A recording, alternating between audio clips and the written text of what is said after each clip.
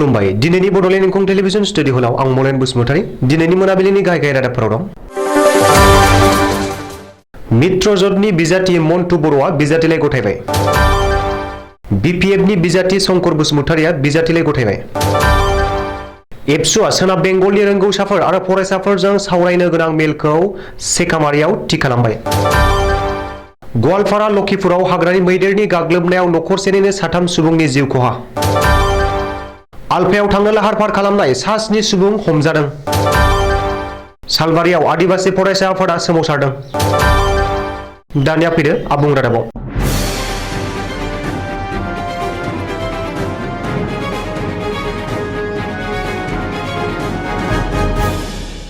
UPPL एबा खुंथाय गोहोआव थानाय मित्रजोतनि बिजाथि मन्टु बर'आ दिनै गावनि बिजाथिलाइ गथायबाय।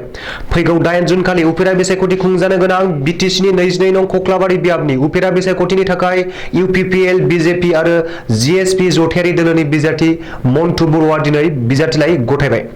बिटिसिनि गाहाय आरो इउपिपिएल दोलोनि आफादगिरि प्रमद बर'नि नुजाथिनायाव मन्टु बर'आ दिनै गावनि बिजाथिलाइखौ बाक्सा जिल्ला बेंगिरिनो गथायो। दिनै मन्टु बर'आ बिजाथिलाइ गथायनाय हाबाफारियाव आसामनि केबिनेट मन्त्री उर्खावगोरा ब्रह्म, इउपिपिएलनि मावफुं आफादगिरि आरो रायजो सभानि एमपि रोनगोरा नार्जारि, भबानिपुर बियाबनि बिजेपि एमएलए फणिधर तालुकदार, जिएसपिनि मावफुं आफादगिरि आरो बिटिसिनि इएम धनीश्याम दास आरो मित्रजोतनि दैदेनगिरिफोरा बाहागो लायो।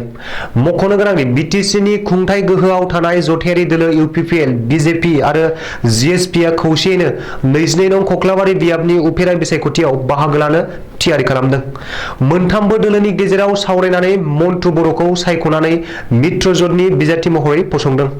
बेखौबो मख'नो नांगोन दि जानो गोनां उफेरा बिसायख'थियाव मित्रजोतनि बिजाथि मन्टु बर'आ बिपिएफ दोलोनि बिजाथि शंकर बसुमतारिजों मोगा-मोगि जागोन। 22 नं खख्लाबारि बियाबनि उफेरा बिसायख'थिनि थाखाय हाग्रामा महिलारि दैदेननाय बिपिएफ दोलोनि बिजाथि शंकर बसुमतारिया दिनै बिजाथिलाइ गथायबाय। दोलोनि गाहाय हाग्रामा महिलारिनि नुजाथिनायाव दिनै शंकर बसुमतारिया गावनि बिजाथिलाइ गथायो। मख'नो गोनांदि बाक्सा जिल्लानि सदर मुसलपुराव थानाय मुसलपुर जिल्ला बिपिएफनि गाहाय मावख'आव मोनसे जर'खा मेल खुंना हाग्रामा महिलारिया खख्लाबारि बियाबनि उफेरा बिसायख'थिनि थाखाय शंकर बसुमतारिखौ बिपिएफनि बिजाथि फोसावो। दोलोनि बिजाथि सायख'नाय आरो फोसावनाय मेलाव बिपिएफ दोलोनि गोबांसा एमसिएलए, बारग' एमएलएफोरजों लोगोसे दोलोनि दैदेनगिरि सोद्रोमाफोरा बाहागो लायो। बबेखानि बिपिएफआ दिनै उफेरा बिसायख'थिनि बिजाथि फोसावनायनि उनावनो शंकर बसुमतारिया गावनि बिजाथिलाइखौ गथायो। हाग्रामा महिलारिनि नुजाथिनायाव दिनै सानजौफुनि 12 रिंगानि उनाव बिपिएफनि बिजाथि शंकर बसुमतारिया खख्लाबारि बियाबनि उफेरा बिसायख'थिनि बिजाथि महरै गावनि बिजाथिलाइ गथायदों। मख'नो गोनांदि बिपिएफनि बिजाथि शंकर बसुमतारिया खख्लाबारि बियाबनि उफेरा बिसायख'थियाव देरहागोना रोखा होननानै हाग्रामा महिलारिया दाबि खालामदों।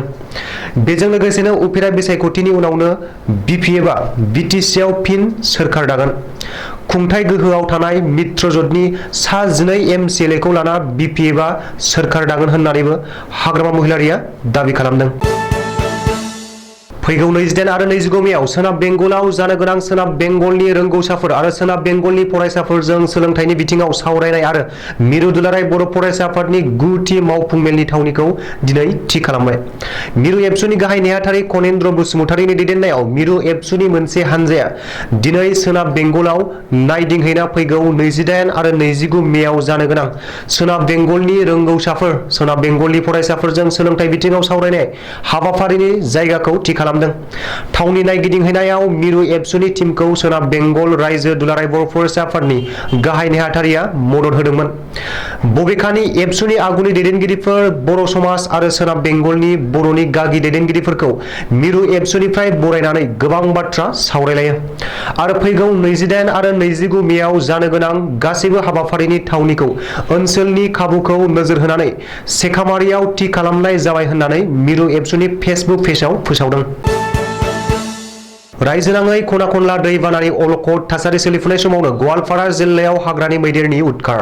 गवालपारा जिल्लानि लखिपुराव हाग्रानि मैदेरनि गाग्लोबनायाव नखरसेनिनो 3 सुबुंनि जिउ खहा। थांनाय हराव जादों बे दुखुनांथाव जाथाया। मिथिनो हानाय बादिब्ला थांनाय हराव आदार नागिरना मेघालय हाजोनिफ्राय ओंखारबोनाय हाग्रानि मैदेर फालोनि गाग्लोबनायाव सालबारि नैथि खोन्दो गामिनि नखरसेनिनो 3 सुबुङा जिउ गोमायो। मैदेरनि गाग्लोबनायाव जिउ गोमानाय नखरसेनिनो 3 सुबुंखौ ममिन आली मोल्ला 75 बोसोर बैसोनि, जहुरा बिबि 62 बोसोर बैसोनि आरो समिरन बिबि 50 बोसोर बैसोनि होननानै सिनायथिनो हादों। हाग्रानि मैदेर फालोआ न' बांखौ सिफायना थेर बेथेर खालामनायजों लोगोसे नखरसेनिनो 3 सुबुंखौ गाथारलाङो। मख'नो गोनांदि बे जाथाया दिनै ओनसोलाव बयखौबो सोमखिखांहोदों। फरेस्ट बर'आ दैदेननाय आलफा उदांआ गोदान लाइमोनफोरनि मदद मोनगासिनो आरो आफादाव गोदान सोद्रोमाफोरा थिसननाय हाबाफारियाबो सोलिगासिनो दं। जायनि जुनै सानफ्रोमबो गोदान लाइमोनफोरा आलफा उदांआव हाबहैनाया सोलिगासिनो।